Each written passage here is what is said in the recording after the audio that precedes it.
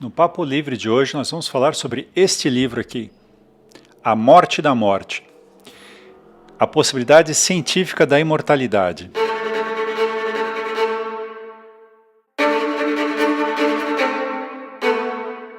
Este é um livro bastante provocativo, de José Luiz Cordeiro e David Wood. E por que ele é provocativo? Porque essa provavelmente é a maior questão que a humanidade já enfrentou. Ele cita vários pontos de vista sobre isso, ele comenta sobre a questão, algumas questões tecnológicas envolvendo sobre isso, alguns caminhos possíveis para isso acontecer. Sim, caminhos, porque a gente tem, por exemplo, alguns avanços na medicina que têm permitido a vida, as pessoas a viverem cada vez mais. E tem havido também questões na tecnologia de forma geral. Por exemplo, a gente ligaria o corpo humano em máquinas e passaria a viver com máquinas. Ele também entra numa questão chamada transhumanismo. A questão do transhumanismo é extremamente polêmica. O que ele quer dizer? Ele quer dizer com isso transcender a condição humana. Quer dizer, a gente passaria a viver, sei lá, talvez dentro de máquinas, alguma coisa do gênero. Aquela série Black Mirror explora muito isso, tem vários capítulos onde eles fazem uma série de brincadeiras. Claro que é mais uma questão de ficção científica do que qualquer outra coisa, mas existe uma base para tudo isso. Mas o livro não fica só na questão filosófica de como a gente pode evoluir. Ele comenta muito sobre as questões, as implicações. Por exemplo, as pessoas vão querer viver para sempre? Uma questão interessante, né?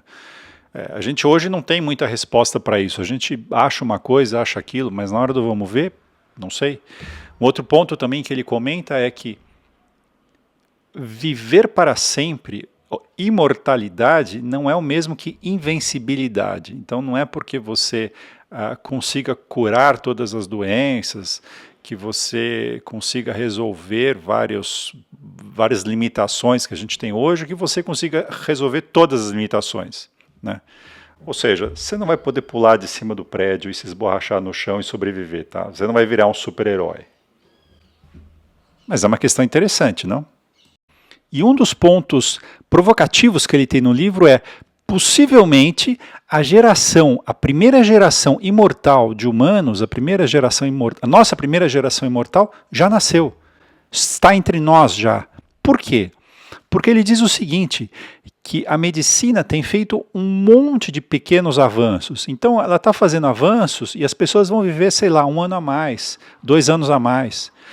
Mas a questão é que daqui a 1 ano, 2 anos, eles criam mais alguma coisa e você ganha mais 1 ano, mais 2, mais 3. Você está achando que é besteira? Eu também achei quando eu ouvi isso a primeira vez. Mas vamos ver algumas coisas, olha que interessante. The Nobel Assembly at Karolinska Institutet today decided to award the Nobel Prize in Physiology or Medicine 2009 jointly to Elizabeth Blackburn, Carol Grader and Jack Szostak for the discovery of how chromosomes are protected by telomeres and the enzyme telomerase. É engraçado as coisas que acontecem, né? Eu estava gravando esse vídeo e parei rapidamente porque chegou a notícia aqui que a PM matou um ambulante lá no Brás, o rapaz pobre e tal, e incrível, né? Que ele imagino que fosse pobre, né? Ambulante, e ele defendeu a mercadoria com a sua própria vida, né? De tão importante que era o material. Mas enfim, vamos voltando aqui ao tema por sinal a gente estava falando de morte, né? Da morte, né? Da imortalidade, né? Possível imortalidade. Essa tal telomerase, tá? Assim, eu não sou biólogo, a questão não é como é que ela funciona, deixa de funcionar, parece que ela vai nas pontas dos cromossomos, aí conforme os cromossomos vão dividindo, o DNA, etc., para se replicar e tal, existe um limite físico de 50 vezes que isso poderia acontecer, mas quando isso fica na ponta, consegue se dividir mais vezes, tal. Isso não é importante, a parte técnica não é importante. O ponto importante é que, graças a essa enzima, só com essa enzima, eles in vitro conseguiram fazer com que as células ficassem imortais, literalmente imortais, elas conseguissem viver para sempre. Mas tem um problema, eles quando fazem isso em seres pluricelulares maiores, isso acaba causando um monte de cânceres, aqueles cânceres, sabe, que nasce dente, pelo, etc., aquelas coisas horríveis acabam acontecendo. Mas, de qualquer forma, isso indica que é possível, pelo menos em teoria, haver a vida eterna, pelo menos em teoria, porque pelo menos em situações in vitro eles conseguiram isso. E é importante lembrar uma coisa que talvez seja óbvia para quem é médico, mas certamente para mim não era, que as células cancerígenas elas são imortais, elas duram para sempre. Mas vamos ver agora um outro exemplo que está no livro também. Essa daqui é a Henrietta Lacks. Ela teve câncer e em 1951 ela foi para o hospital e coletaram algumas células sem consentimento dela.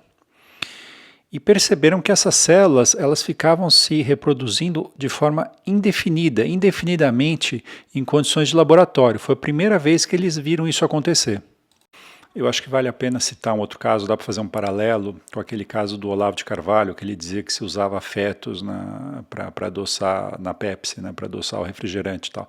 Não é que eles pegavam os fetos e moíam, botavam no liquidificador e botavam na bebida. Não é isso. Mas houve essa empresa, a Sinomix, que ela cultivava células que foram tiradas de embriões, foram tiradas de fetos. E com essas células eles desenvolviam outras células e aí com essas outras células eles faziam os adoçantes que eram usados em vários refrigerantes, não é só Pepsi, Coca-Cola, vários outros refrigerantes usavam esses adoçantes também, né? Mas de qualquer forma eram células que também se tornaram imortais, estavam sendo, não a célula em si, mas aquela cultura de células estava imortal, eles estavam conseguindo que elas se replicassem indefinidamente, isso em laboratório. Essas outras células já são mais recentes, já estamos falando da década de 70, né? Então, o resumo de tudo isso é que realmente, em alguns casos, ainda que muito específicos, a gente já conseguiu não só prolongar a vida de células, como conseguiu que elas se tornassem imortais.